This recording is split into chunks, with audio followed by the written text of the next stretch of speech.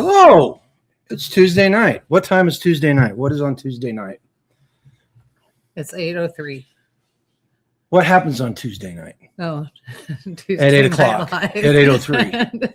Homesteader update. It's time for our Homestead update, and chat. Neither one of us can speak. Let's get into comments. Let's see who else here. Whoop, whoop. Oh, we got Paul Robinson. How you doing? Good evening. Lucy, Mrs. Hacks is here. Hey, Half hey. Bubble Off Plum, best name on the internet. There you go. Rose is here. Hey. Leonard, what's up, brother? Woo, full house. How's a stray kitty doing anyway? And then, oh, that's Rose. Rose again. Rose is talking twice. Gotcha. Listen, I hope everybody had a good week. Homesteader's den wild. Yep. Plumber Mickey's here. Hey. Well, it was a week around here. It was a week. It was a week for sure. You know, I hope your guys' week went well. The weather here was nice, nice adjacent. It was chilly. It's been so bipolar in the weather over here. It has. It was hot and cold and hot and cold. There was one night last week we had ice on the watering trough, and then one of my coworkers, she called it. It was so cute. I loved it, and because I was like, "Yeah, the weather's so bipolar," and she was so polite. She turned around, she looked at me, and she goes, "Yeah." She goes, "Yeah, it's really behaving like a teenage girl." What's up, Tag? I was laughing. Hey, Tag. I thought that was funny. Look. Oh, So, yeah, that's more polite than the weather, but we did what went on around the homestead this week. Started working on the garden. That's the big thing. Yeah, Oh, no, I'd take some hot flashes. Freezing. So it's been cold. It's been cold again. Yeah. But we started working on the garden. Went and got 3 bales of old hay. Neighbor Chris loaned me his hay truck. I got to tell you, Dodge Ram with the hay spike on the back with the in the cab controls. Are we looking at a new truck in our future? I can't afford a truck like that Later down the road. But that thing was a tank. But it sure was nice because I got to the point by the 3rd hay bale, I was able to back in, put it down, spike it, put it back. I didn't have to get out of the truck. Oh, baby, that's way better than what you're doing now. Way better. Yeah. But 5 inches of snow and 18 degrees Fahrenheit weather. Oh my gosh. Not. I knew snow was coming. They said, so it was supposed to snow last night. Looks like most of that was up north. So Iowa, Missouri border, Kansas, Nebraska, right in that 4 corners. So, yeah. So see, it's happened. Maybe Gregory and Susie will pop in and we'll see if they got any snow. Yeah. Well, Northern Missouri is supposed to get some this week sometime. Well, that was last night. Possibility. That was last night. Of course, as they've already had triple digits. Yeah. Well, that's coming. That's in our future. That's in our future. You know, but the weekend ended with me working on the garden. The weekend began. We did get to go down and see the grandkids. This one learned 2 things. Number 1, we need to make sure that presents are age appropriate. No, my presents were extremely age appropriate. Well, you're talking Easter. she bought these Lego kits. They were like fake Lego kits for the kids for Easter. I was having a hard time putting them together. I was like, there's no way the little ones could do that. I couldn't figure it out. Eliza got frustrated and just went, I'm like, oh, this was more of a job for Opa than it was for Oma. And so I looked at Manda and I was like, Manda, you're the teacher. And so, you're going to have to put these together for them. And she looked at me and she goes, yes, I know. But then I figured she knocked it out of the park with the birthday presents. I was like the birthday queen. Tell them about the birthday presents. All right. So I got a birthday present and I got him 2. And so he opened up everybody else's, and then mine was like next to last. And it was super funny because he just loved every present that he got. There was like no wrong present there. And so he opens up the first one of our presents, and it's an RC gecko. And the RC gecko climbs walls and does 360s on the wall and all kinds of stuff. And he opened that up and he was like, whoa. And then he's, oh my, awesome. And then Amanda was like, what is that? And he said, that's an RC gecko. It'll climb walls and he can tell it where to go and what to do. And she looks at me and she goes, right. Yeah. Okay. It gets better. And so then I was like, oh, wait till you see the next one. And so then he opens up the next one and I got him not just an archery set, but it has 2 sets of archery equipment in there so that him and his sister can shoot arrows at each other. And there's like a little target. They're not supposed to shoot arrows at each other. No, but I know what's going to happen. I'm not stupid. And so he opens up the bow and arrow set and he's like, awesome. And all the kids just went, wow. And then he turned around and he's like, oh my. And Amanda's like, it's from Opa too. And he's like, he goes, okay, thank you, Opa. Oh my, that was awesome. And then, so he really enjoyed them. And Amanda looked at me and she goes, of course you did. I told her she should have just got him a drum set. So Zach went down one of his rabbit holes. He's making a very, hang on, I got to put my glasses on. Handy dandy Blue's Clues notebook. Oh, okay. Very proud mama here. All right. Nice. There you go. So yeah, so the birthday party was fun. It was cute. I have to tell you, I forget about having a bunch of 4-year-old boys around. That's not enjoyable. That was not enjoyable. Not enjoyable in the least bit. And in fact, the dads that were there kept telling me, way to hold down the fort, because I was staying back as far as possible as I possibly could. And somehow I got in the line of fire and all of a sudden Cheetos were flying at me.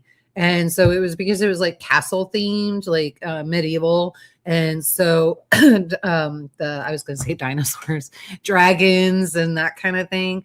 And so everybody, we had masks and that kind of thing. And everybody was running around. There were swords and shields. And it was just a 4-year-old boy's dream and a grandmother's nightmare. Are you the one that got him the dragon wings? No, Aunt Lexi did. Our daughter did. That's right. And so it was dragon wings and a costume. It was super cute. So he gets to dress up like a dragon. He's been playing in them. Lexi's like dying because the pictures are so cute. I haven't seen the pictures yet. So cute. He loves it. And so, yeah, so it's been a lot of fun, but kind of a bummer at these birthday parties, I would say, because usually the kids are more interested in me and Opa. And so this time it was like his friends were there. Yeah. So it was like we weren't such a big deal anymore. I lucked out. I took care of the dogs because we took the border collies with us. Yeah. And Dolly and Freya loved it. They loved seeing the grandkids. And they got to run around the backyard a little bit, but then they had to go on the chain when we were around the park. Yeah, they didn't like that so much. They didn't like it, but they got to eat. There was a party in the pavilion before this party, so they got to eat all the food that was on the ground. Yeah, all the food on the ground. Unfortunately, and then, of course, then the 4-year-olds started eating, so they got to eat all that food that was on the ground. It was windy, so food was blowing over, so they got to do cleanup on that. So, only bad thing about that was Dolly. Wasn't feeling so good. Dolly's allergic to, what did we figure out? It's wheat, and which was weird because there was like cheese puffs, which possibly could have had some wheat in it. No, the cheese puffs don't have and wheat. Potato chips. And so I don't know what she got into. It was those bugles. How'd she get bugles? They fell on the ground and so I fed them to her. Oh yeah, shouldn't have done that. Hey, Scanes. Hey, you have a package. You got a package here. We're going to open up and see if we want to keep it. Not the one you're waiting for. Yeah. I checked the mail. It still hasn't come. If we like it, don't worry about coming over because we're lying right now. We're not going to keep it. Come get it. So, but yeah, so it was a good time. But the traveling's hard. Traveling was hard, but a little bit easier because like I didn't feel the need. So like everybody was redirected. So it wasn't like we were getting special engagement time anyway. So we were able to leave a little early. We were able to leave a little bit early. And Garen's like, I'm surprised you want to leave a little bit early. I'm like, well, because I just didn't want to sit around and not do anything. I can't go get on the jungle gym with baby girl. I just can't do any of that anymore. So, maybe once I'm completely healed, if things get better, but yeah, no, that wasn't happening on Saturday. Yeah. So I'm a little limited in what I can do. Sometimes it's a bummer, but it's okay. I'll get another trip. I'm gonna have almost a week with them in Colorado, so Yep. I'm good with it. And Colorado be more fun. We're gonna go do some wild stuff. Are we? Yeah. I'm gonna relax. Yeah, you will relax. I'm gonna relax. You relax while we're at the Well, animal safari park. And I say that. Where's there an animal safari park? I don't know. Apparently, your sister found one. Oh, the one in the valley. Yeah, I know. It's got the alligators in it. No clue. Alligators at 7,000 feet in Colorado. That's weird. Yeah, it is. But anyway, and so Easter service was really nice. Came back and started working on the garden. Killian came over. We were rolling out 1,800-pound hay bales. So the garden is, what would you say, 12 inches thick with hay now? Is it that much? I don't know. I didn't step in it. It looked thick. But... There are places where it's thick. And I started putting the trellises in. It's still too chilly to put out the plants I want to put out. So we're doing that. And I told you just go ahead, and we need to get some brassicas in there. Brassicas, this is perfect weather. Yeah, I got to find time to plant. But I was going to reuse the tires, but I started thinking I don't want to reuse the tires. And so at the old place, I used pallets for squash and cucumbers. I may do that again. I got that. Remember how big those got? But we also ran the chickens on it before we planted. Remember, we had them in tractor.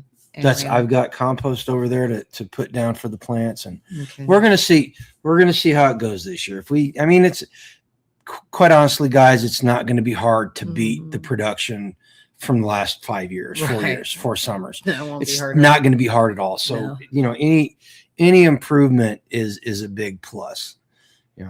But Mississippi Homestead, finally the 11th is coming, and he gets his bees. Good for you. Oh, awesome. And then so the 11th that week, so if that's a Saturday, I'm assuming next Saturday. All right, so Saturday. So then on the 13th, I will be ordering, and we're getting Jersey Giants. Yep. Jersey Giants, and then we decided definitely on Comets. You said Comets. How many comments you get? I think we had this conversation on the air last week. Did we? And I believe you said cap it at 12. Okay, that's fine. We very, very well could have. Yeah, you just didn't want 60, 80 chickens running around in the house. Yeah. Not that they run around in the house, but we brood them in here so that until they're weather hardy, then they go to the brooder outside and then they come in. But when you have a lot in here, and I'm going to be incubating ducks and turkeys and that kind of thing. And so when you do that, it can get pretty stinky. At times, yes. You have to stay on top of it. Yeah. But I overdid it. I'm not gonna lie, I overdid it on Sunday. I planted the trees we got from Food Forest Nurse. He sent us a raspberry plant too. In there? Yeah, as a bonus. Yeah. Beautiful. He always takes care of us. Derek is so awesome. So I put those in, but I tried lifting. I planted a couple of fig trees in the blue mineral buckets because we want to be able to move them in this winter. We want to not have them outside this winter. Mm-hmm. So, but I tried lifting it up, and I think at first I thought maybe I dislodged one of my stents because of the way it was feeling. But I was talking with Scott, and I was poking around at it, and it feels like I strained something in my chest. Probably a muscle. Yeah, I did a lot of digging around. I think it was my rib. That could have been. But yeah, because it hurts. It doesn't feel like it's deep down inside because I can push on it and it stops hurting. But how's my ticker? Lynn, he just told you you did too much. I did too much. But it's getting better. Sunday night, I got 1 hour of sleep because it was so uncomfortable. Yeah. I woke up for work and he was still home, and I'm like, "Are you okay?" And he's like, "I didn't get any sleep." And I'm like, "Okay, so what's your plan today?" And he was like, "Well, I'll be to work by noon if I can get the truck started." And that was the second part of it. So I ran the batteries down on the truck. I say batteries because the truck has 2 of them. Yeah, we have 2. It's decent. I put the trickle charger on it, and overnight, and I went out at I think it was about 7 Monday, and I moved it back over, and I was like, okay, I'll go take a shower. I stopped it and I restarted it. Everything seemed fine. Went, took a shower, got dressed, went out there, and it wasn't working. And it was so cute. He really thought that he could hook up my Equinox to the Chevy truck and try to start it. Yeah. Didn't work. He forgot about when we hooked up his Jeep to the truck the last time the battery ran out, trying to get it started, and it didn't work. It's got to be truck to truck. You got to have a monster truck to start a monster truck. So I put it back on the trickle charger. The thing popped off when I was sleeping in the morning. And so I had to go back and do it again. But this morning it wouldn't work. You know, it just, the batteries are completely dead. So apparently my trickle charger isn't working either. Oh my God, that is so cute. Oh, my glasses are dirty. Those, oh man, what happened to my glasses? I found those. Did you use my glasses? I found those stuffed into the chair. Oh, gross. Like, yeah. I can't even see out of those. Anyway, my coworker Kayla's here, but she's on her son's account. Oh, because she doesn't have an account. Except hey, girl. Puppy playtime. Yeah. Show. Yeah. Well, now you know what to call her at work. Yeah. No, we're the Wonder Twins. We have Wonder Twin power. We're the Wonder Twins at work. We decided today. It works out. Shape of an iceland, or what is it? Form of form of an eagle. Right. Shape of an ice ladder. Right. So, form of FIU at this point. Form of let's go to Reg E. But you know, Skeins that she doesn't want to be fed. She's been fed. What she wants is she wants outside, and I'm not gonna. Nobody's getting up to let her out. And she's getting pissy about it. Right. I'm gonna let her out though, because I'm. Right. See, this is what happens. No, I'm tired. This is why every time Skeins comes over, like our dogs lose their mind. Our dogs think that they can do whatever they want when they want to. Oh yeah, that was another thing. Skeins, I just want to thank you so much. Because while we were at the park at the birthday party, Dolly was getting on top of the table. On the table. Who does that? Who does that? I'm just saying. So, and had she never been introduced to the dining room table, she wouldn't have known she could climb a picnic table. Yeah. So when was she on the dining room table? She was introduced to the dining room table. Oh.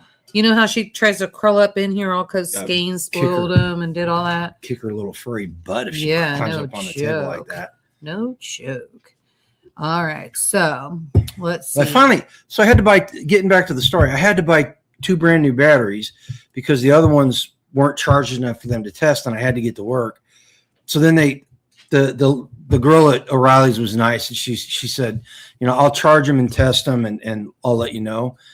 And so I went back and picked them up. They tested perfectly fine. So I got 2 extra truck batteries, which, you know, as irritating as it is that I had to spend the money, and it's my fault because I let the batteries go down. But we got 2 extra truck batteries in case something happens. Right. So because those are going to stay charged in this cold weather. Well, no, I can put them on a trickle charger. I'm gonna have to get a new trickle charger. And of course, I can just, they're inexpensive. New equipment. Those are always inexpensive. New equipment. All right. So, in planting, what are we thinking about planting? So definitely brassicas. We're definitely going to do pumpkin. Definitely going to do cucumbers, tomatoes, beans. Well, I think this year we stick with the 5 staples. No, who wants to do that? As the main ones. Fine. All you right. you can grow some other things, but we're not going to put a lot of effort and time into them. Well, tomatoes we definitely need, because I need to be putting up tomatoes. Yeah. Like we are out. And this is something that I suggest.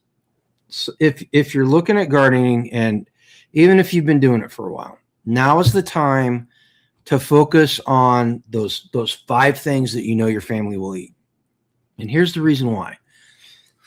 Because we're going to start seeing food shortages. I've got a video coming out, I think it's Thursday, about the distribution system. And I really think that being able to get those staples into your pantry, strawberries. Yep. Actually, anyway, we have strawberries already. Let me finish my thought before I get. He's gonna wander. Before I get squirreled by that comment.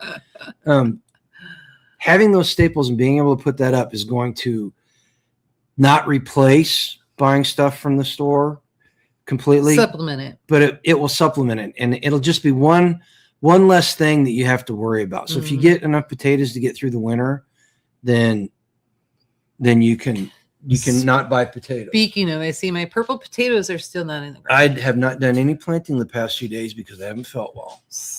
Well, so if you're well enough to plant 55 trees, or how many did Food Forest I only send did in 4. addition? I only did 5 on Sunday. So, but well, in a week you've done almost 60 trees. So, but that's a lot. 58 trees. Well, excuse me. 58 trees. 58. No, well, how could that be? If you did 55. There were 53. There were 53 the first batch, and then. Oh, okay. And then, so anyway, that's still more than you should have been doing. But I think if you're good enough for that, you're good enough for my potatoes. And the squirrels gotta have potatoes. I have a meat and potato girl. Look, I hurt myself planting the trees. You want me to hurt myself planting potatoes? I will. It's potatoes. But anyway, they'll get in the ground. It's still, we just got the garden ready for it. So now I can start doing that. We have like this little bird that flies around, and it's super weird. So he flies around. I don't even know what kind of bird it is. I swear to you, every time it's time to plant potatoes, it like runs around, and all you can hear him say, like, he sounds like potato, potato, potato, potato. And then when it's time to harvest, potato, potato, potato. I don't have any idea. I'm not crazy, but I'm telling you, this bird is here and it does that. Skeins doesn't eat potatoes. Well, good. That means it's more for us. And the sweet potatoes are going in. Sweet potatoes are going gangbusters. Gregor says they got cabbages started, but they went leggy. They went leggy already? Starting again, yeah. Well, because the messed up weather we've had. That's right. Now might be the time to go ahead and do it. So yeah, we need to get cabbage in. I do have Brussels sprouts going in the aquaponics, which is driving Garen nuts. And then Skeins girl came over, and then she's like, "What did you do? You have cabbage in the aquaponics?" And I'm like, "I don't want to hear it. I can do whatever I want. Let me experiment. Let me figure out what works." And all it's going gangbusters. No, it's doing really well, but you're not going to get any fruit off of it. How do you know? Because it doesn't have the room to expand. We'll see. By the time it gets to that point, I can set it outside. Brussels sprouts grow like 3 feet tall. I understand, but by that time it'll be warm enough to go outside. Okay. Lynn says tomatoes, bell peppers, hot peppers, green beans, bunch of onions. That's what we need to get, onions. I was thinking about that. I thought we had a bunch of onions. No. We got a bunch of so I transplanted a bunch of wild onions into food spaces around the house. We got a bunch of wild onions growing, and then there's a whole bunch growing out. Those are my wild chives. Yeah. Those aren't onions. Those are chives. So those are the chives. Those are my go-to when you like your seafood and that kind of thing. Those are the chives that I use. So a lot of the foraging and that kind of thing, we just kind of put everything in and then go get it.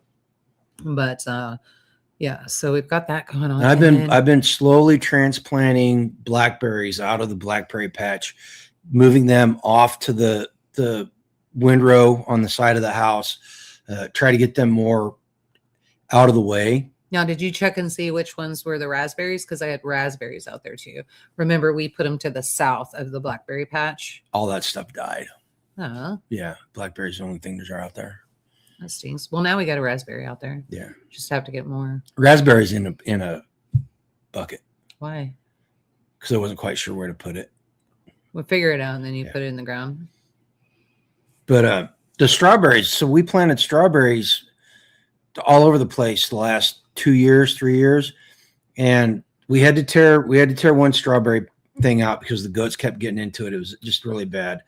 But over by the pecan tree, there's strawberries coming up. Good. Where I transplanted them last year. Good deal.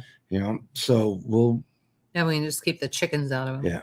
Well, and this is the year that we finally make some progress. I'm happy about that. We'll see what happens. Not the goats. Yes, the goats. Before we got the fence done this last fall, the goats were getting out constantly. And the chickens didn't help either. So the chickens and turkeys, turns out, and especially the guineas and especially the ducks. And the ducks are the worst because they have the wider bills. And so they get in there, like at least the chickens and the guineas and the turkeys are a little more petite about taking what they want. They can get that berry. The ducks are like, I'm just going to take the whole freaking plant. Yeah. And so and they don't care. And you're going to grow No more respect. ducks. You're going to hatch more ducks, aren't you? Yeah, I am. So got duck eggs coming in, and I'm gonna get those in. I got turkey eggs sitting right over there. We got our first guinea eggs today. And if you haven't had guinea eggs are amazing. So the guinea eggs I like to soft boil. They're small. I boil the water, and then I only boil them for 2 minutes. And then I take them out and I cool them very, very fast. And then so we have water and ice ready, and I throw them in there so they cool very fast. And then after they're cooled down, I peel them, and then I take sausage, and then I wrap them in sausage. It's called Scotch eggs. Bread, some breadcrumbs, and then roll them, and then I fry them on a. They're good. They're good. And when you do them properly, the yolk isn't hard all the way through. Scotsmen are big for a reason. They're delicious. Mm-hmm. That water went down the wrong thing. Oops. Yeah, but we're getting what, 5 dozen a week now. Turkeys are laying eggs. We got a hen that's broody, and I think she may have gone and found a place to lay eggs because I've been taking her eggs. Okay, so I'm gonna have to find out where that's. I'm gonna have to look for her and find her and get her back into the especially if she brooder. is the one that was irresponsible last year. Remember the one that went broody early? She had the nest outside, and then we lost all of the babies. That mama got eaten. Are you sure? She had the babies over there someplace, and they all disappeared over the course For of some reason, I thought 24 that was hours. the same mama that had the nest back here behind the house. No. Okay. So. Oh yeah, somebody. Yeah, Paul, the fruit trees flowering. Yeah, our apple trees are flowering. The pear trees are flowering. We even got some buds on the apricot tree, even though it's a little early. Ooh, how many buds were on the apricot Like tree? 2.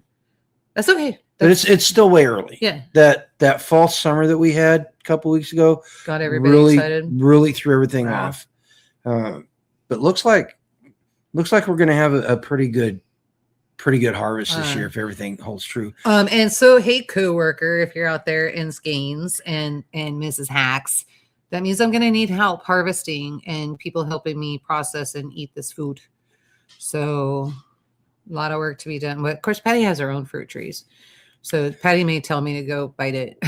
Gregory says all our raspberries always tend to grow in the middle, grow best in the middle of poison ivy. Yeah, that they won't get eaten. I am deathly allergic to poison ivy now. I used to be able to roll around in it, but over the last 10, 15 years, I look at it cross-eyed and I'm scratching. Yeah, look, Kayla's like, I'm in. So she was so excited she couldn't. She's like, I'll do it. But so the food production this year is gonna be better than we've had. Skeins girls ready to help. Good. And then Skeins knows how to can too, so we can get a lot of that canning done on the open fire and get all this stuff out. Not actually, if we had 3 of us doing it, we could do that pretty fast. Well, we can break out the. We get the event stoves, the open fire. Stove. We get every canner I got going and running. Skeins has some canners too, so we could get all that going. Yeah, that'd be awesome. Yeah, Gregory says some of the wild plants up here have started blooming way too early. Yeah. So the cedars bloom way too early, the pollinating. Oh my God. My allergies have been terrible. So bad. And then guys, there was a point in time about 4 weeks ago that when the wind blew, you could see the pollen just coming off the tree in a great big cloud. Mm-hmm. It was terrible. Yeah. And then, so now everything, and I know it's bad. And I was even mentioning today, I go in the office and then I get all dried out and all that. And then I walk outside and then my nose is running, my eyes are watering, the whole 9 yards. It's just a mess. Speaking of I'm gonna have to evergreens, get some heavy duty. we need to find somebody. If you're in the chat and you live local, I need to find a pine tree with the long straight needles on it. I saw a recipe for. Do you know what it's called? Just an evergreen? Well, it's the pine tree, spruce. Anything with that long straight needle on it. Mm-hmm. I found a recipe for pine tree soda, like what they used to do back in the pioneer days. Okay, so that sounds really weird, but it's very intriguing. But you do it. It's literally pine needles, water, sugar.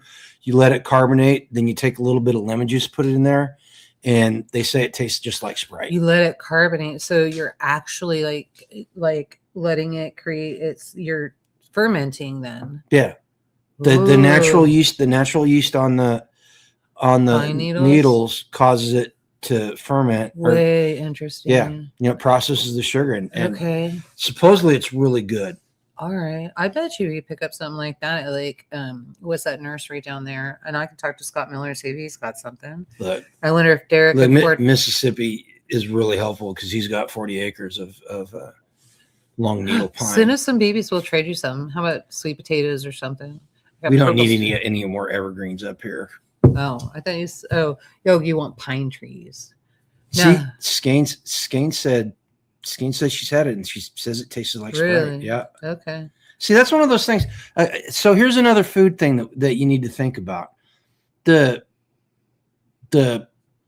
cedar berries, when they're white, that's a natural yeast, and the settlers used to use those berries to start their sourdough starts. Mm-hmm. And the pine needles, Gregory, I'm not sure what type of pine. It's just the type with the long straight needles. Maybe we can look when we're out in Colorado. Oh yes, we can smuggle some back. I'm not smuggling. I'm just getting. Take it. I'm just gonna take it. Well, to make sure we're not in the national park. But that's a good idea. Yeah, we'll just look around. This is knowledge that turns into a skill that is very, mm-hmm. very good to have, even if you're not in austere times, mm-hmm. because it allows you to try different things. Well, and what we found too is that it's kind of funny. So even people were like, why don't you could go buy soda, or you could just go buy yeast. And the fun thing is, like, especially with our grandbabies, it becomes a treat.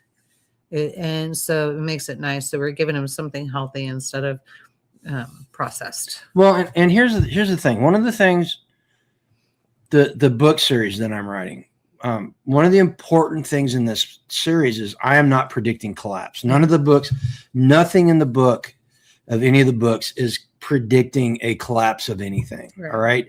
This is it's about preparedness, and it could be something big, something small. It doesn't matter. Preparedness across the board is preparedness. Mm-hmm. Me personally, I like learning these things because if you look at history, what the one thing that's common through any disaster or collapse is the infrastructure goes away. The infrastructure that creates modernity for whatever.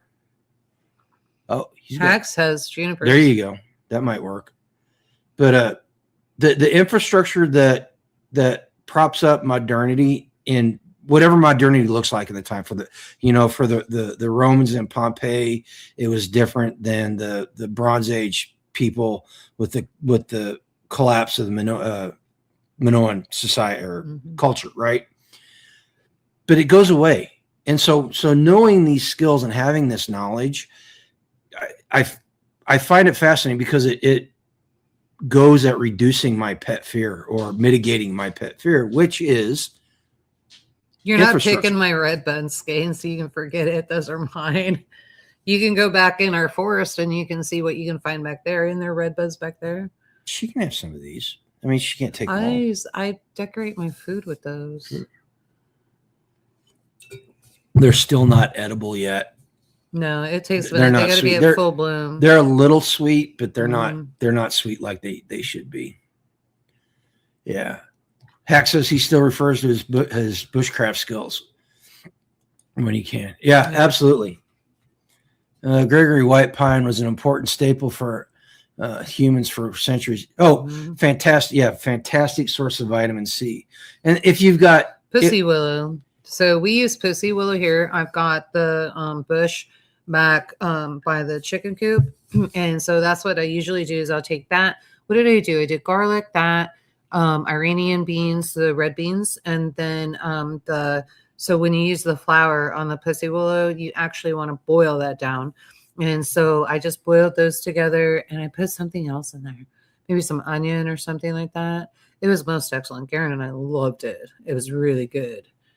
So, well, and here's another piece of knowledge. So the eastern evergreen, the eastern cedar tree, is invasive in this area. They're all we got two great big copses of it on the back by the pond. Again, fantastic source of vitamin C, but I use it for the animals. I use it as tree fodder. So I'll go out. I started last year. Gets the goats on them. Have them. Take them down. I just literally I'm cutting the lower branches off so I can walk underneath the cedar trees back there. But I just literally throw the branches across the fence so they can eat it. Yeah. Again, fantastic source of vitamin C for the animals. Skanes, pick those dandelions, girl. Garen's, we've got everything to make the wine. So bring it over. So I told her she found some elderberry trees. And so I told her, I said, don't let those go to waste. I said, let's get those elderberries over and then we'll go pick them and then bring them over and you can make a bunch of wine. I would rather have tincture. Oh, maybe it was mulberries. Correct me, Skanes. Was it mulberry or elderberry? Yeah. Dandelion wine is a recipe. It's actually really good. Mrs. Hacks, where did you find that dandelion wine that you brought over that one time? She found a store-bought dandelion wine. That it was really good. Really delicious. It didn't last very long at the table. I don't even think I got but a sip and it was gone. So, but yeah, don't we have a recipe for that? Or maybe Skanes can send me a copy of the recipe and I can share it with you. But so yeah, I would just go online and find it. They're all the recipes. Yeah, that's true. There's several stuff out online. So a lot of the old fashioned recipes dating all the way back to the 1700s, you can find where are those cookbooks that you got me? Those were Townsend and Sons. And you can find them on YouTube. That's a lot of fun. So at first when you look at it, you're like, they're just like colonial, but stick with it. There's a reason. So well, and the Townsend and Son YouTube channel, if you don't watch that, highly recommend it. The guy. Oh, she found it in Ohio. Yeah. The guy's a 18th century reenactor, so 1700s, but he's a food reenactor. So he does all the old recipes, and then he has made facsimiles of all these old 1700 cookbooks, and that raisin wine was craziness. Yeah. That was funny. We had that discussion last week about funny. I still laugh about that. But so Hack says they've got mulberry and elderberry. Nice. Yeah. Well, if you need a hand picking some, you let her know. Yeah. I'll come do it. Well, I mean, I can help a little bit. I just can't climb, but I sure know how to lay a tarp and collect, so that I can do. But yeah, we can get that going and then do some jam, elderberry jam, mulberry jam. Lynn says he's got a bottle of dandelion wine in our pantry. There's a wine shop in the was it Amana Colonies. Oh, Colonial. Oh yeah, I know. Yeah, near here. Oh, we may have to make a bargain with Lynn. Go on a road trip one time, or just have him send it. Not that I wouldn't want to see him. I mean, we definitely make it to Ohio. And like, he's not in Ohio. He's in Iowa. Oh yeah. No, we'd have to go to. No, he got it in Ohio. You'd have to go. No, I thought he said he got it. Mrs. Hacks got it in Ohio. Oh yeah, near here. Yeah. Oh yeah, we could do that. We do. Lynn's and Iwegian. That's right. We could make that a weekend trip. Yeah. Okay. We'll have to think like about we're it. Inviting ourselves.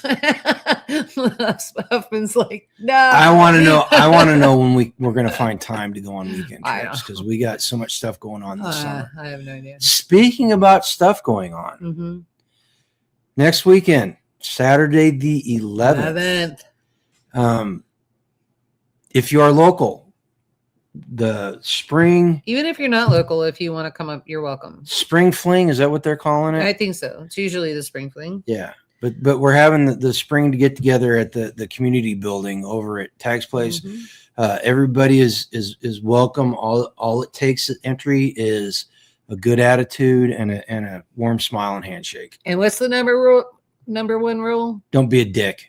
There you go. That's the number one rule of the communities. Don't be a dick. But we'll have fishing. Which gets violated a lot. We have fishing. We got stuff for the kids. Make a potluck dish aside because the mains are going to be provided. We're going to try to do as much farm fresh as we can. We know not everybody can do farm fresh, so don't worry about that. Bring what you can. Just write down the ingredients so those with food allergies know what they can and cannot have, and then do all of that. I hear that there might be a fabulous pretzel salad coming. Oh, Hack says maybe a live can happen there.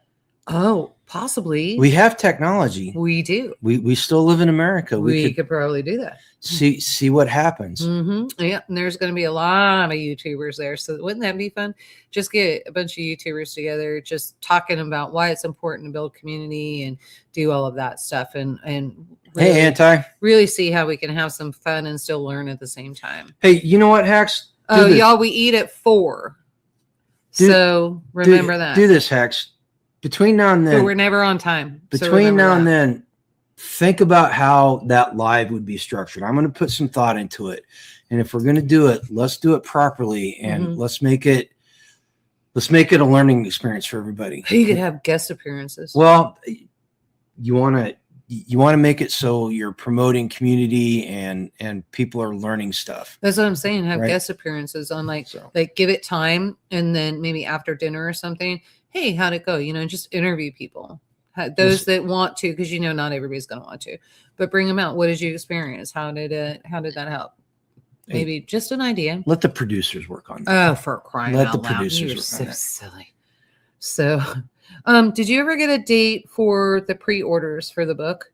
I know you guys were talking about it, but I can't remember. I don't have dates for still no pre-date. Okay. No. Pre-order. Speaking of the books, so we discussed the book. They're going to start doing the marketing. I also talked to the guy that's the head of the team, and we discussed future books. I actually sent him a proposal for the second book, and we talked about it last night, and he liked it. And then we discussed my idea of creating a whole ecosystem for the full spectrum preparedness framework and all that. What do you think of that one? He liked it, and I told you how much he said he charged for a website and everything, right? So he would be the one doing the website? Yeah, that team would be the one doing that website. Oh, okay. So, now I understand why it was so much money. So I got the domain, I got WordPress, and I quickly figured out Sunday that or was it yesterday? It was yesterday. I quickly figured out yesterday that it's been a long time since I worked on WordPress. It was actually cute. I told him the truth on how it needed to be designed and what needed to happen, and he doubted me. So where did you find the answer that I was right? How'd you find out I was right? I looked up the psychology of it. So he started looking at the psychology, and he was like, "Oh my gosh!" And I'm like, "Yeah, this is the way it's been." And so, you figured you weren't. Okay, you weren't wrong. Let me tell the story. Okay, yeah, you weren't wrong. You were just outdated. So I have been webmaster for several medium and small size companies, and so I know just a little bit about web design because I was webmaster and I was the quality assurance on the one company. And back before mobile phones, the structure of web pages was almost universally left-handed navigation bar with the content off to the right-hand side, right? That was almost universal in design. Well, with the advent of mobile devices, the screen size collapsed. So they had to come up with another way to do it. And think about this. Next time you're on a website, think about this. It's called the F structure, all right? And this is how you read a web page. The first thing you do is you do a quick scan vertically. You go down it. Okay. And then you do a longer scan horizontally. That's the top part of the F. And then you'll do a brief scan about halfway down the material on the page. And it's not, you're not doing that consciously. It's just something the way the mind is put together, the way it works. So the question I was asking her was everything I was reading says put the navigation pane on the right, because that's where they got them now, because you want that content, and then you want to scan the content. And the reason it's done that way is because people that grew up after the advent of the mobile phone, they're there for content. Because if you think about it, back in the 80s and 90s, we were looking for search results. That was our primary thing. We were searching for content, and we were looking for the results. Right now, because of the way the web pages are structured and the way that search engines work, you can go directly to the content you're looking for. You're not having to get the answers right in front of you. You're not having to navigate to the content, right? So I was still confused. I read it. I had her go through it, and we looked at a couple of banking sites and all this stuff. And it's right. It's 100% correct. Websites nowadays are set up for that F search, right? Except. Oh, did you find one? Well, no. The websites that are not set up that way are all technical support sites. Oh yeah, that's what we were talking. If you're an admin, so if you're an admin on a system, your interface is set up like the old way because you are searching for results. You're not looking for you're not looking for the content. You're searching. And I was kind of blown away when he told me that. And I thought about it for a minute, and I was like, oh, you're right. And so when I get into problem solve and do that kind of thing in certain applications, it is the opposite. And then if and this is why I go to a demo, and then I'll look at a demo. Are you on the computer or are you on the phone? And then break everything down, get to which demo I need. And then that way I have everything right in front of me, because in order to walk them through where I'm not in an admin page, then I can see what they're looking at and walk them through that way. That is partially true. That is partially true. I was going off my past experience with web design, but it's also. Yeah, I didn't say he was wrong. 90%. You figured out the dates. What was the date? 2000 something to 2019. It was whenever the first iPhone came out. So that was 2002. Some early 2000s, but every website that I interact on a daily basis and where most like 90% of my focus is are admin sites, admin applications, admin sites. And so I am completely immersed in that form of it. And that's why it didn't make any sense. Right. And it's still cognitively, I understand it, but there's a part of me that's like, okay, there's something wrong there. And there's nothing wrong. Hey, puppy, Skane's girl just sent me that dandelion wine recipe. So I sent it to you.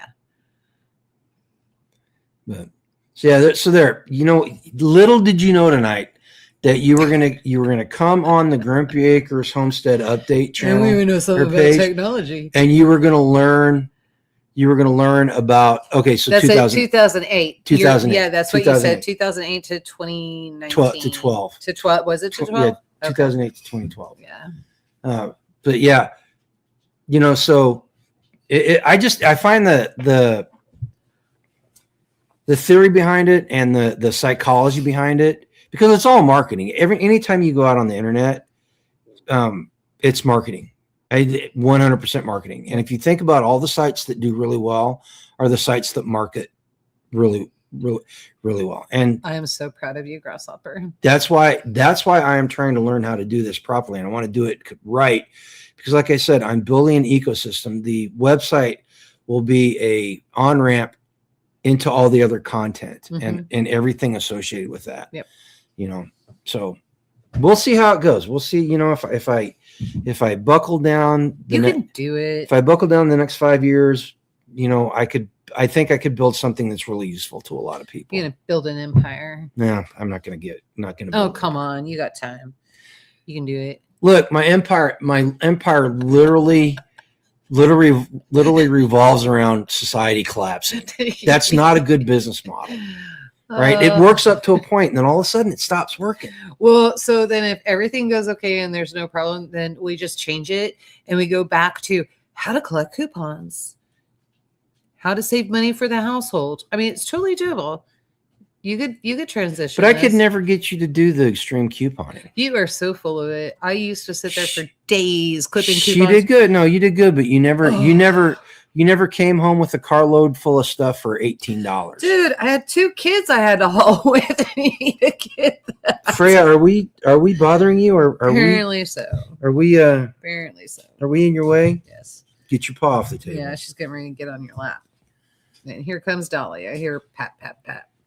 Lynn says, read E-Myth. You're putting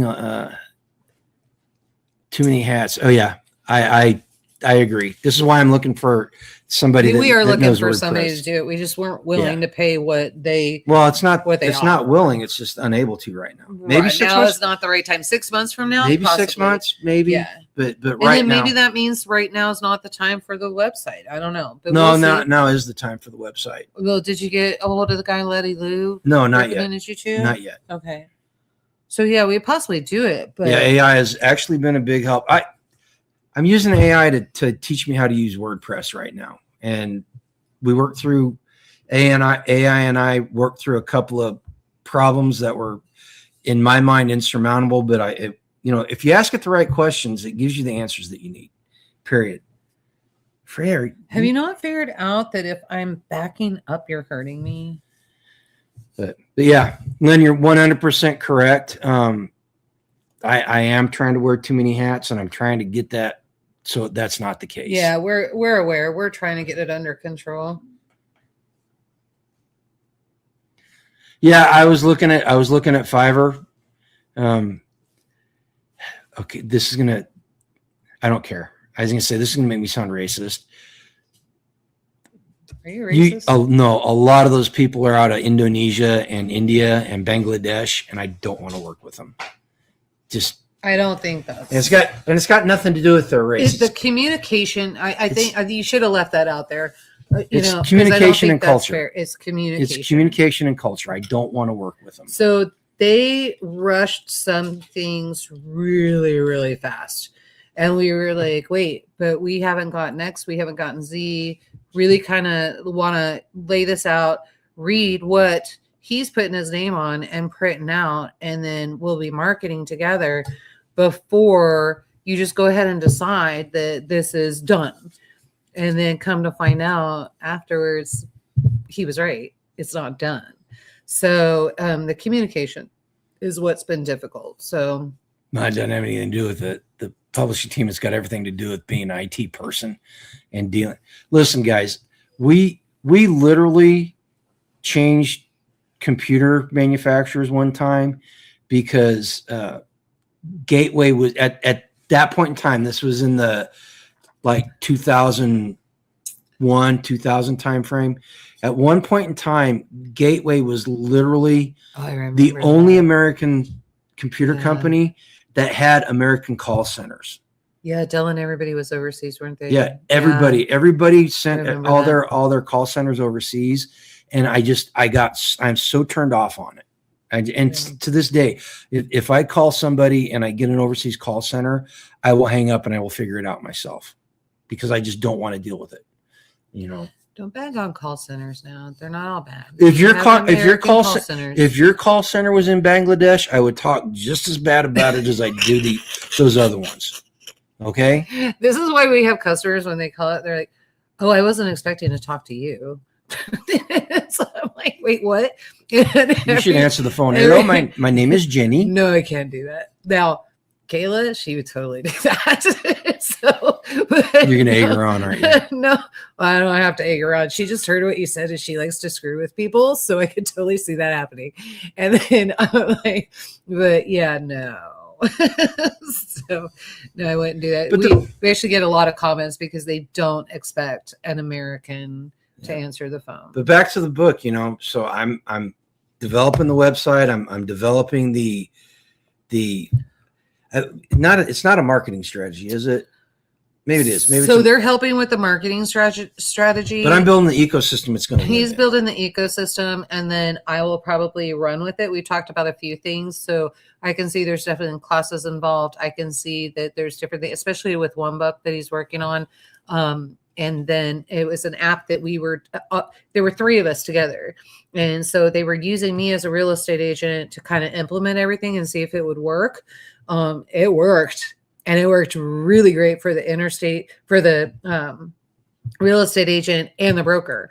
And so I think once that's developed and we're done, have the book, have the app ready. Once we get that done, then that is definitely classes. That is definitely training, a lot of stuff. And I mean, I think that's a business in itself right there. Yeah. So eventually it'll have to be taught and delegated. And I actually talked to somebody today who wants to do prepping content, but he doesn't have time. And he's just like being pulled in too many directions. And I started discussing, here's my idea. What I eventually want to do is I want to create a production company underneath the full spectrum preparedness umbrella that creator, if you want to work as a collaborator for it, some sort of revenue sharing on the videos that you make, and if there's only 5,000 subscribers on a channel, you're not going to make that much money. But these channels that have 100,000, 200,000, 300,000 subscribers, you can make, you're not going to get rich off of it, but you can make a decent walking around money, and then I'm also trying to figure out how to start a publishing company, because the amount of companies that are geared towards preparedness books are pitifully low. The number is pitifully low, and the quality is not the greatest. And that's not throwing shade on anybody. That's just they're very amateur and off the cuff thing. I want to do something professional. One of the best publishing companies out there for the longest time was Paladin Press. And if you don't know what Paladin Press was, I guarantee you, if you were a survivalist / prepper in the late 90s, you know exactly who Paladin Press is, because they did all the survival books. They did all the gun books and all that stuff. I want to do that. I want to do that for the prepping field. So Lynn said he's willing to send a certain chapter of a unpublished book. Lynn, I would appreciate that. That would help me a lot. It would help him. We've already been on the circuit, and so we've been speaking, traveling, doing all that. So I've got that, but putting the marketing behind it, and I think it's actually going to help actually promote what I already do with selling the canning classes and selling the food preservation and that kind of thing, because it all runs together. See, and Lynn's absolutely correct, but I want to go one step further. I want to be the dude that publishes everything. I want to be the dude that's setting up the classes for people, producing the videos, and not being in front of the camera. I don't mind doing the classes. So, I don't mind doing the classes. And so that's fine. And I think we can get a lot of those classes sold through that. Like, I'm super excited because 2027, it's going to bring a whole new thing for my weekends. And so we have a meat processing plant that's being built currently at the reservation.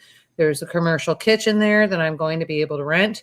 Not everybody can rent it. You have to be associated with the reservation. You either need to be a tribal member, government worker, and we'll be able to rent the kitchen. We'll be able to rent the classrooms. We will be able to sell our food because there's going to be a frontage store.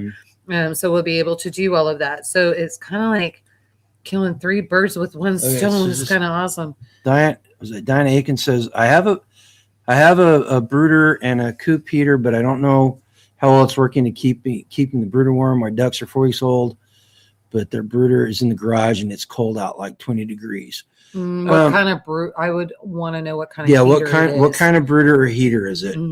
I'll tell you the best one that we found commercial is the Producer's Pride plate heaters. And we do have there's a review on it, so you can go down through and see the review. Now that we have used outside, that's what the goats and sheep the baby goats and sheep were in that winter when it was -10 degrees. That's right. And here's my suggestion. take and line the walls of the brooder with go get some of the styrofoam with the foil on the back of it.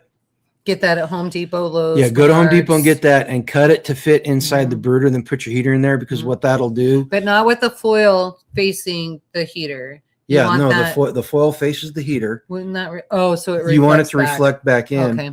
And then if you can put a piece on top, right now I don't know what kind of we're answering this question without knowing what kind of brooder heater you get. Squirrel's trying to get it to be Cinderella now. Night, squirrel. See ya. All right, take it easy. But yeah, that would be my first suggestion. If you're not quite sure, I mean, the positive is that it's inside the garage, so it's not going to be a lot really breezy. Right.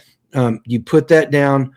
The one thing I like about the Producer's Pride one is because it sits down in the hay. You can sit it on the hay and it's not going to start a fire. Right.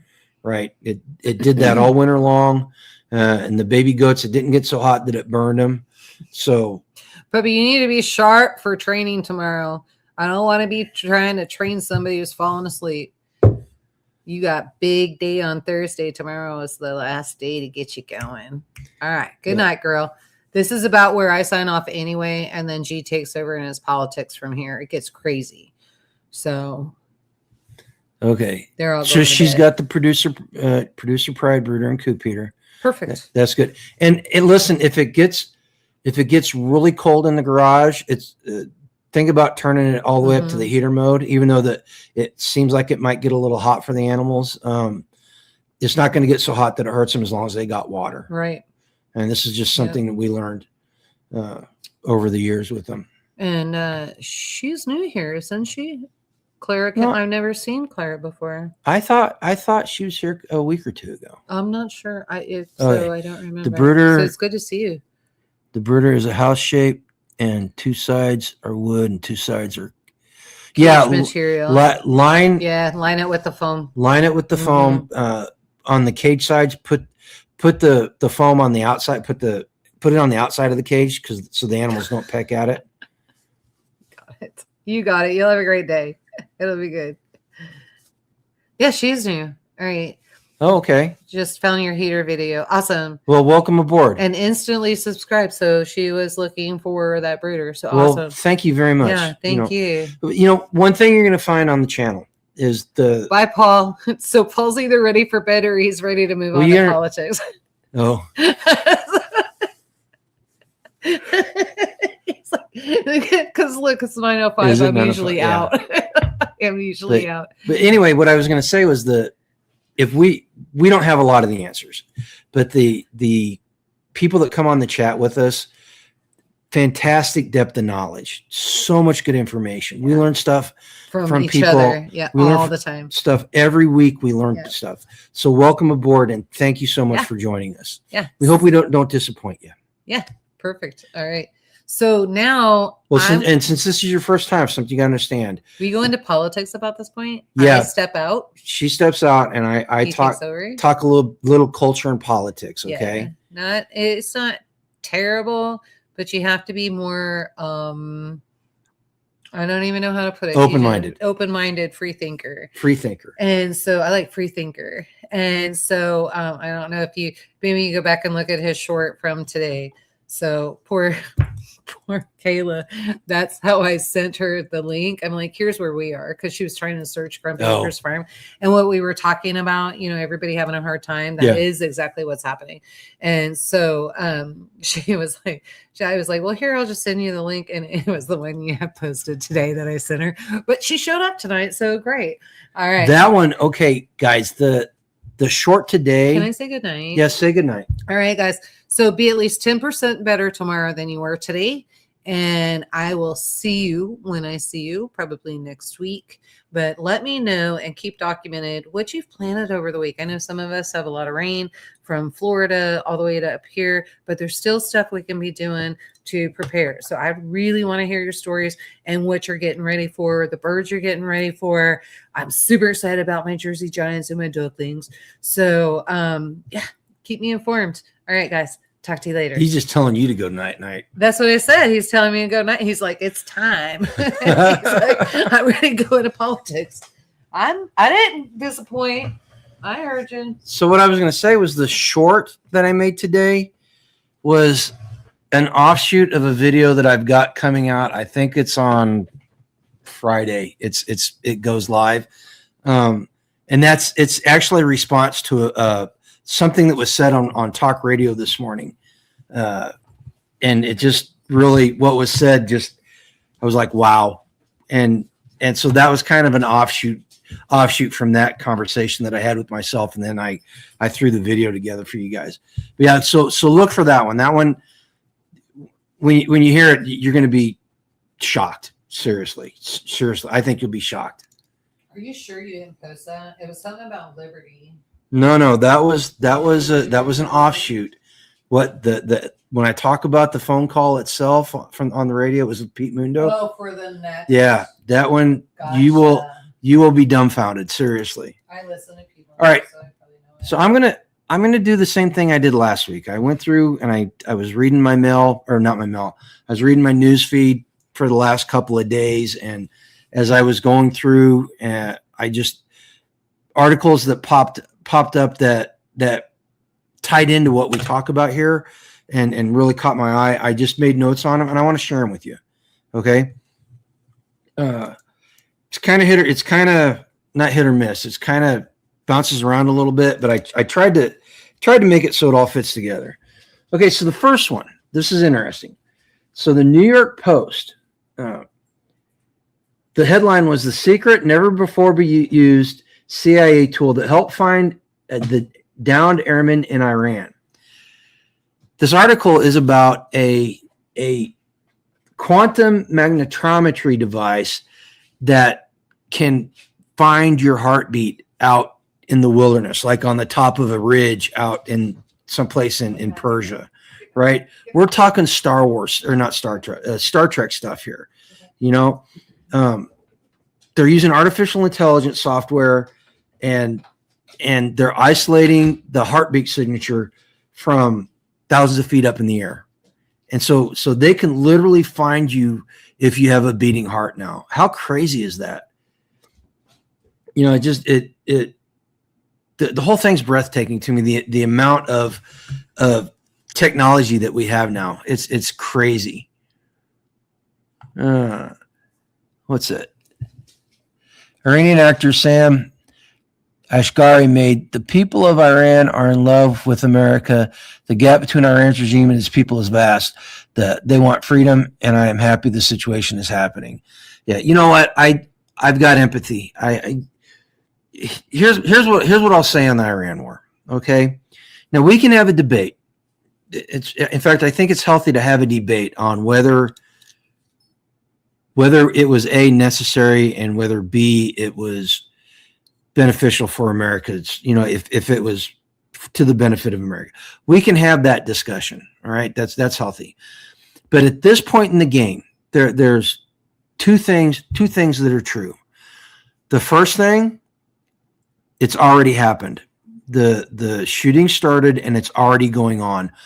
And so it becomes important to figure out, where do we go from here? All right. How do we as I say we, I'm talking about the admin and the military, but how do we win this? All right. We don't play for a draw. We don't half step it. We play for the win. All right. We've done that since Vietnam. Every conflict we've been in has been a compromise. You know, we would not have had to gone into Iraq in 2003 had we not taken care of the problem in 1995 or 93, whenever I was there, 92, 93. You know, had we taken care of the problem then, we wouldn't have had to go back. And I'm going to tell you right now, if they don't take care of the problem now, we're going to have to go back. Now, what taking care of the problem looks like, I don't know. The second thing that is true, and I stand by this, at this point in the game, if you're siding with the people that are purposely attacking civilians, they're in fact, one of the articles here, let me read it. Where is it? Flopping aces. No. Anyway, I can't find it. It's here someplace. But the article is about how the IRCG courts are fast tracking executions now because they want to execute these people before the Americans make them stop. All right. So if you're siding with the people that are doing that, if you're siding with the people that are indiscriminately throwing ballistic missiles around the Middle East, if you're siding with the people that went on TV last night exhorting moms and dads to take their kids out to be human shields, if you're siding with those people, you really need to rethink your stance on things. Seriously, because the people doing that are evil, and if you're supporting them, just go from there. All right. So yeah, that's where we're sitting. We're in it. We need to win it. All right. And I said it before. I'm going to say it again. Trump is going to lose me if we have boots on the ground. All right. And when I say boots on the ground, I mean invasion like Iraq. I don't mean special operations. I don't mean limited things. But if they go full on Iraqi freedom mode or enduring freedom mode, then yeah, there's problems there. All right. And if it drags on, they're going to lose the midterms, and the country is going to be a mess for the next 4 years, 8 years. All right. So you're going to see a trend on a lot of the news stories tonight, because this is really important to me. All right.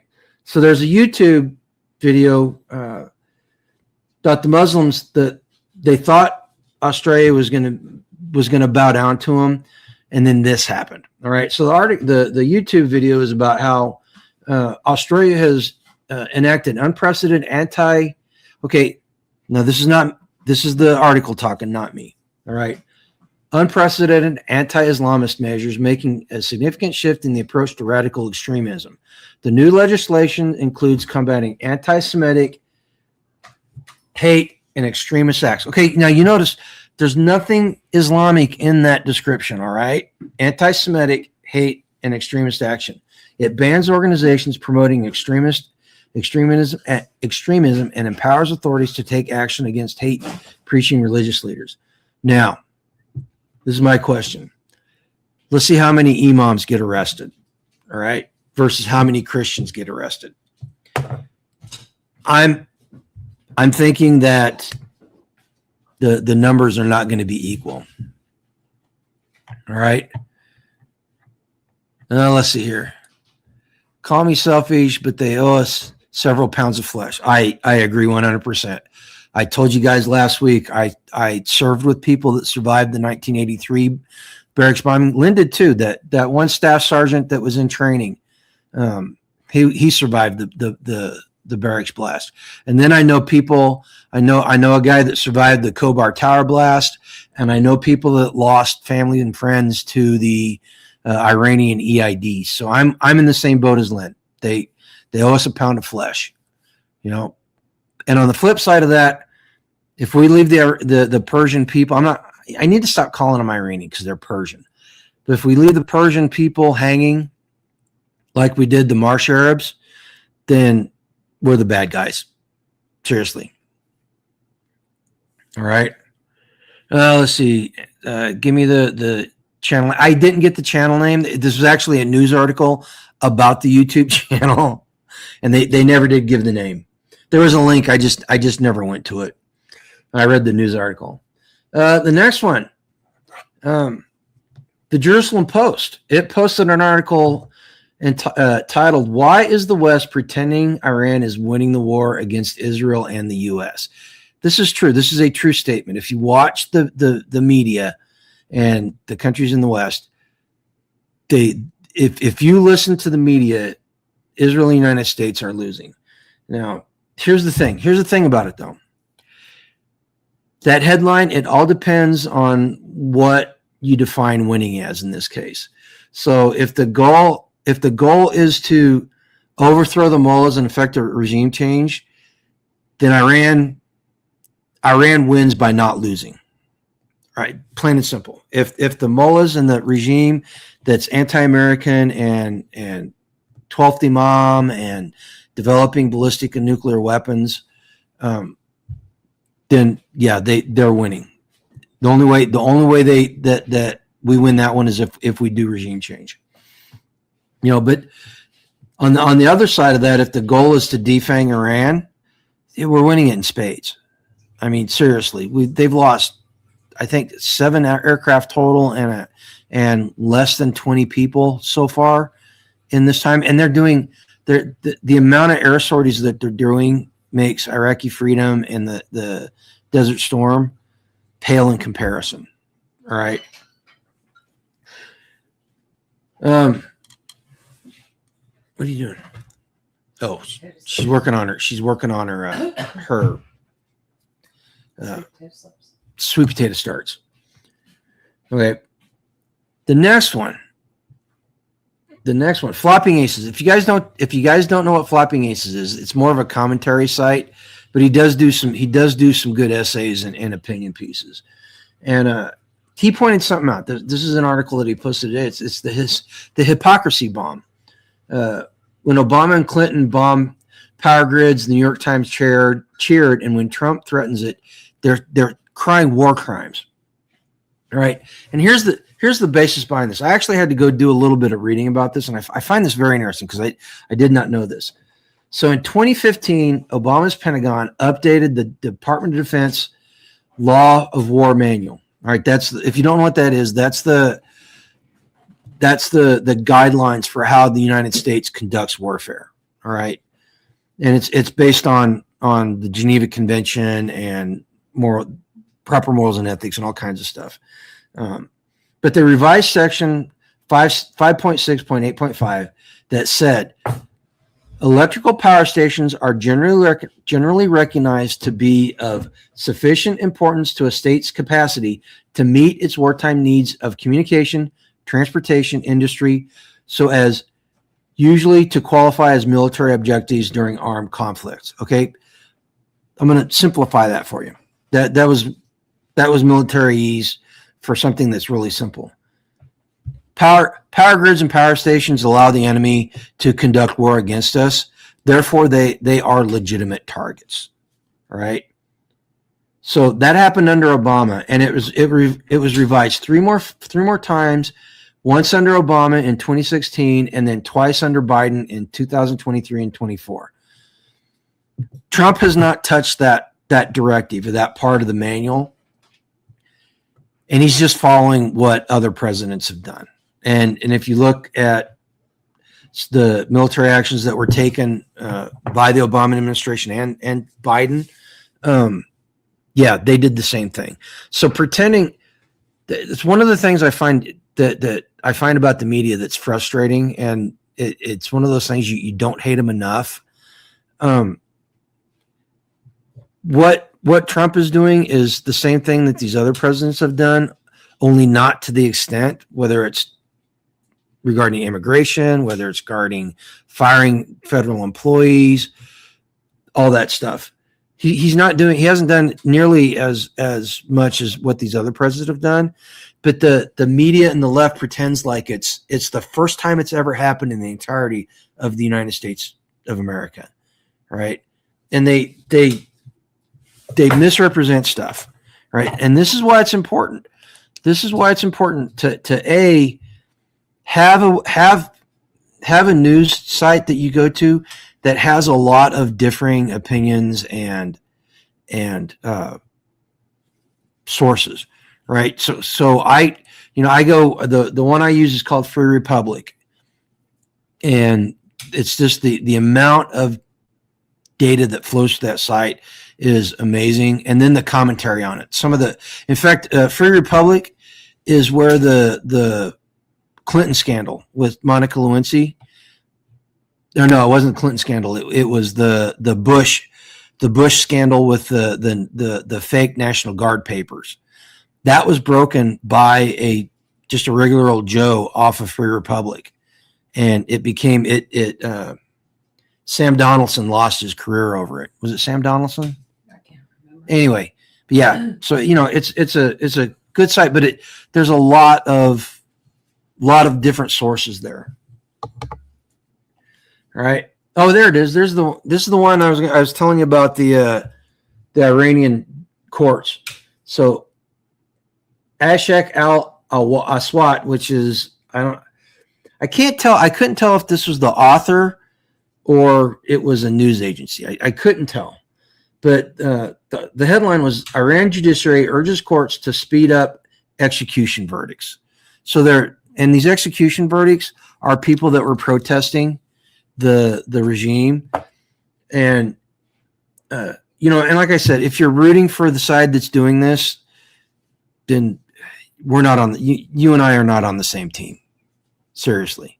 Dan Rather, that's right. Thanks, Len. And so I knew somebody in here would have that.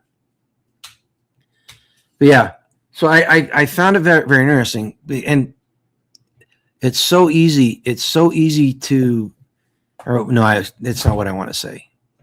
It's very lazy to immediately make the Nazi connection.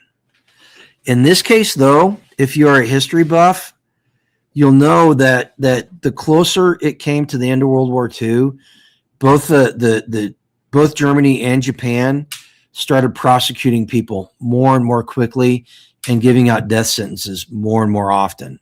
And it's just desperation. It's desperation on their part. All right. And going back to Iran, and I'm 30 to 40,000 protesters dead wasn't enough for them. And here's something else. Okay, I'm kind of torn. So I don't know if you guys heard, since we're talking about Iran, I don't know if you heard that if they open up the Straits of Hormuz, there's going to be a 2-week ceasefire while they negotiate stuff. I'm not going to pretend that I know all the intricacies of the negotiations and everything. I don't know why you take the foot off the pedal at this point. You've got them on the ropes. You don't let up. You don't ask for another round. You don't ask for a break between rounds. You lean into them harder, because these people, the one thing that has been 100% pattern, it's been a pattern since they took over Iran, is that they will lie to you. And they've taken, or they've played American presidents since then as fools. Even the great Gipper, they treated them like fools, and they strung them along. And I would not trust those people as far as I could throw them. So, but again, I'm not Pete Hegseth. I'm not Donald Trump. I don't know all the intricacies, but that's just my lowly way of thinking on it. Yeah. Yeah, I thought about that, but I got to figure out how to do it so there's some context. I don't know if you guys saw that. So Anti's throwing T-shirt ideas out to me. You and I are not on the same team. I thought about that. The way that can be misconstrued, just a little too much for me. You know what I mean? If I could figure out how to do it with context, I would do it. But right now, it's just on the drawing board. I would not go out in public with you in that shirt. Well, unless I could figure out how to do it so people understood. How about if you're a liberal, you and I are not on the same team? I don't know, something like that. That seems a little too ham-fisted, though. Too much. Okay, the next one. The next new, we're running through this pretty well. Not pretty quick. It's almost 9:30. The next one. So Breitbart had an article about the education department, which is still around. It hasn't gone away. But the education department rescinds Obama admin agreements with several schools imposing radical transgender agenda. And so what happened during Biden was Biden came to agreements with these schools that allowed these schools to teach transgenderism and all that stuff. And the Trump admin dismantled that. They got rid of those agreements, so the government will not look the other way from now on. and the reason why I found this article interesting was because there's a lot of talk right now, and I understand a lot of it is coming from the left and it's coming from people trying to demoralize conservatives. But there are a lot of conservatives. I know a lot of conservatives that are not happy with the Trump administration. And their unhappiness is some of it's extremely justified. All right. Other is the result of these news articles and these echo chambers that are causing the discontent. Articles like this one are very, very important because they show that the Trump administration is doing something positive. In my book, this is a great move forward. You know, there was another article about the not the one about moving the forest department to Utah. It was about they're further dismantling the Wetlands of the USA program. They're further dismantling that. So yeah, they're out there, and if you find them, you need to share them with people. All right. Yeah, exactly. That's exactly what I was thinking. You know, so if you find things like that, share them with people. All right. Okay, I'm not a big fan of Newsweek. This one came from Newsweek, and I read. Actually, it was Newsweek via MSN, which makes it doubly bad. But I found the whole concept very interesting, and it not necessarily because the news article, because the news article was very, hey, you know, the Trump administration evil, blah blah blah. It was one of the comments, and I love this. So Newsweek via MSN, Mark Wayne Mullen's Sanctuary City Airport remark raises concerns. So here's what Mark Wayne Mullen said. If they're a sanctuary city, they should really be processing customs into their city. That's very important there. Mullen said in part during an interview with Fox News with Brett Baer on Monday. Here's the comment. Imagine if they pulled customs out of all places like O'Hare at Chicago or these other sanctuary cities and made them do it themselves. Can you imagine how much financial damage could be done to these blue cities if the federal government said, okay, you're a sanctuary city, you got to do customs because you're letting these people in, you have to do customs and you got to pay for it. Genius. I love it. It's brutal in its effectiveness. You know, give them what they want. It's like dealing with recalcitrant kids. If the kid wants to do something, you give it to them in spades.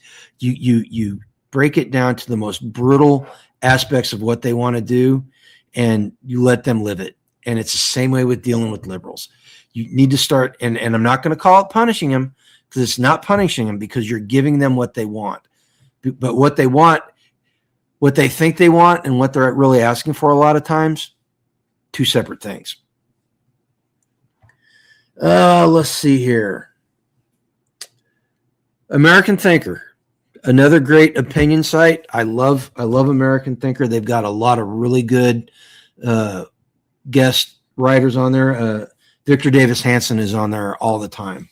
He's one of my favorite historians, as well as commentaries on politics.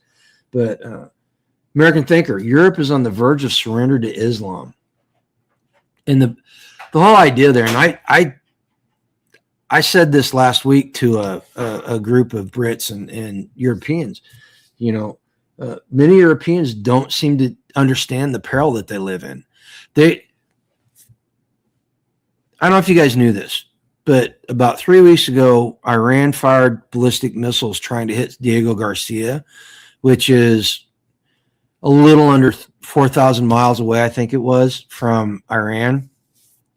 So Iran's agreement, and the missile went like 3,500 miles. Iran's agreement with the United States and the UN was they would not develop any missiles that went over 1,800 miles because the Europeans did not want that missile umbrella going into Europe. Well, guess what? Iran developed a missile that can shoot into Europe. All right.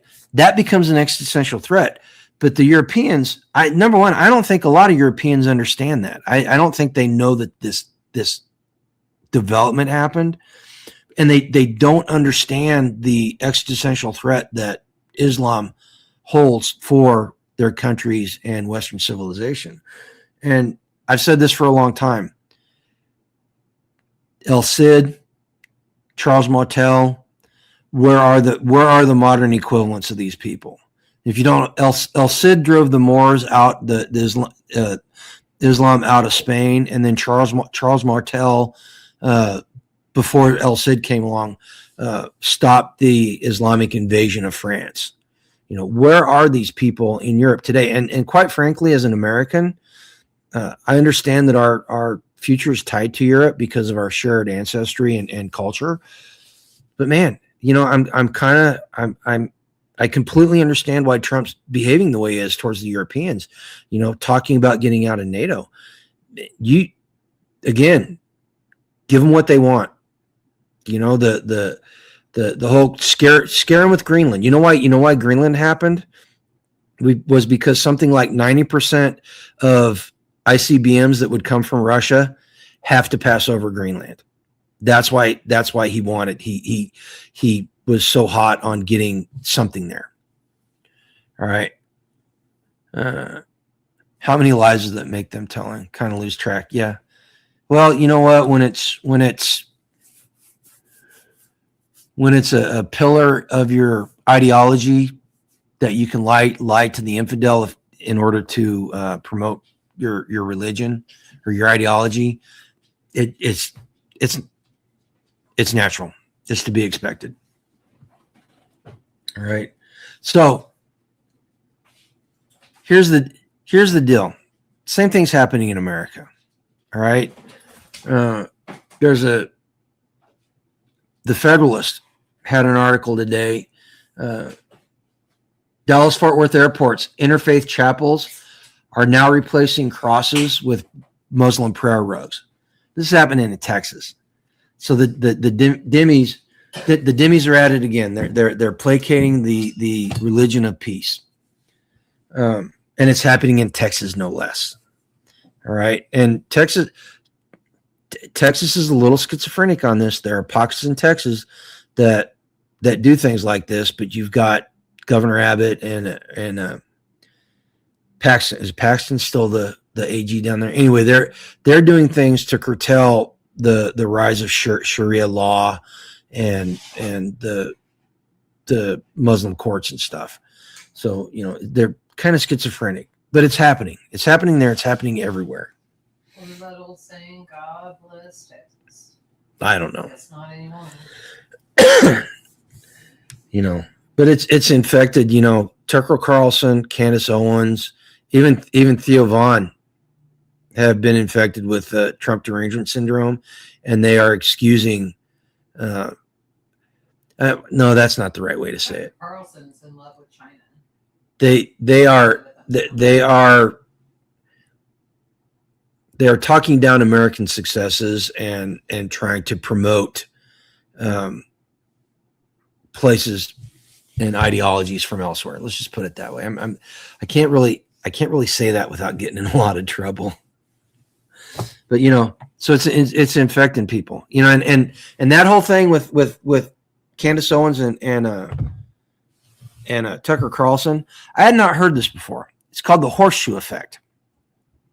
It's when you go so far one direction politically that you literally are looped around to the other side of the political spectrum. It's more of a circle, but you start out and you just become so let's use Candace Owens and Tucker. Boomerang effect. The what? I've always heard it as boomerang effect. No, the boomerang effect is when you throw it out and it comes back. The horseshoe effect is you start over here as a rock rib conservative, and you become so rock rib conservative that you go all the way back around here to where you're agreeing with the hard left. And that's exactly what's happened.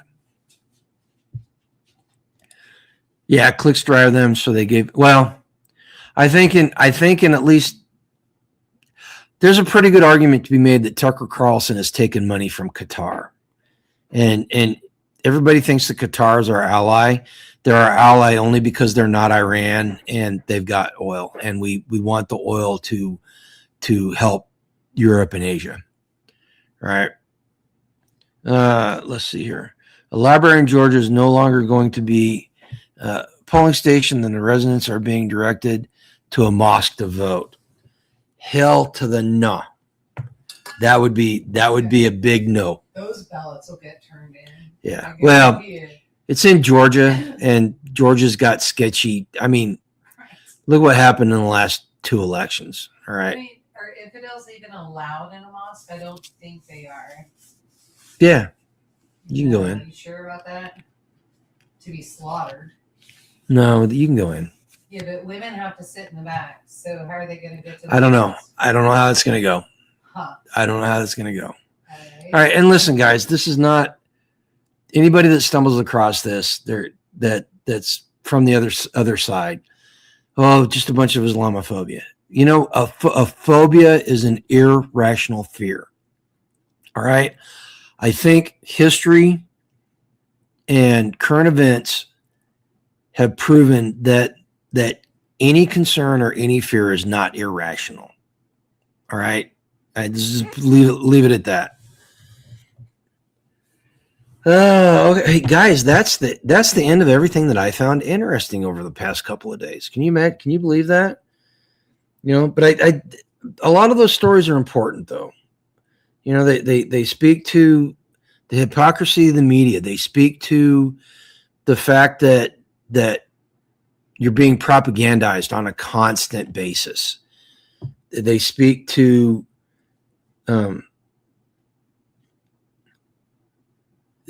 the first one. You know, we are leaps and bounds ahead of everybody else in the world technologically when it comes to killing people and breaking things. And if I can understand the rest of the world's concern at this point, you know, and only by the grace of God is America a benevolent nation, and it has been for the longest time. All right, you know, think about it. If America wanted to build an empire and become the evil thing that the leftists say it is, they could have very easily done it multiple times over, and nothing could have stopped us.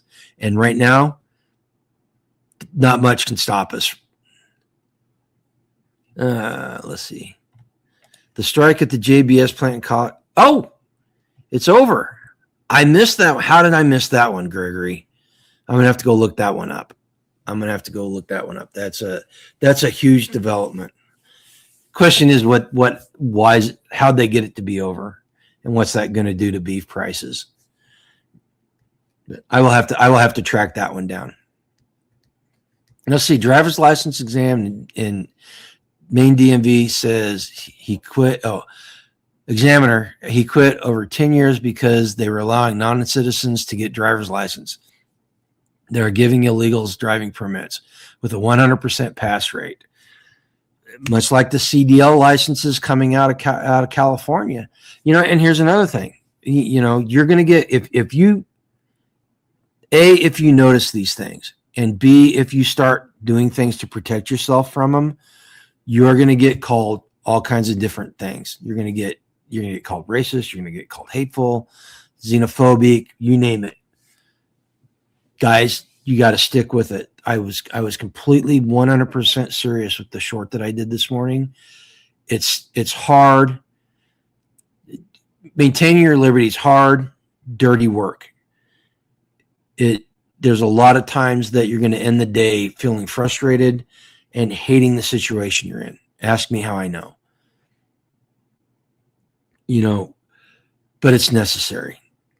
It is extremely necessary. And they're one of the things, you know, actions and words should have consequences, and that goes both ways.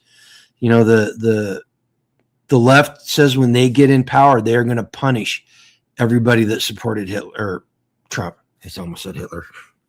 They're going to punish everybody that supported Trump. And that means us. They will vindictively pass laws to hurt people that disagree with them. Psst, that's part of the video about the radio call. You should listen. You should watch it on Thursday. Did you call him? No, I didn't call him. I was just listening. Sounds like a call I would make or you would make. No. But anyway,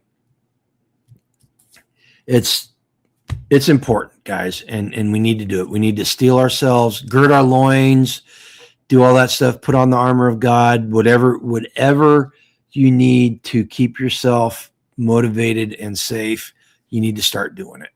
Because as much as I want to give you white pills and tell you everything's going to be okay, it's quickly coming to the point where I can't say that with any honesty.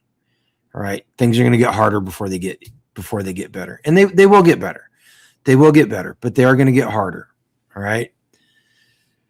With that said, thanks for showing up, guys. I really enjoy these talks. Again, great stuff.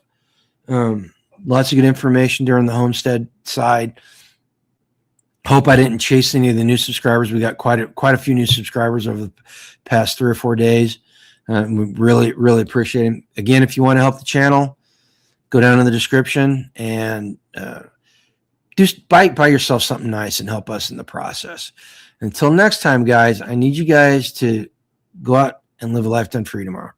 Introducing Rockpot, the revolutionary portable slow-cooking appliance that keeps your meals warm for over 9 hours without the need for electricity or propane.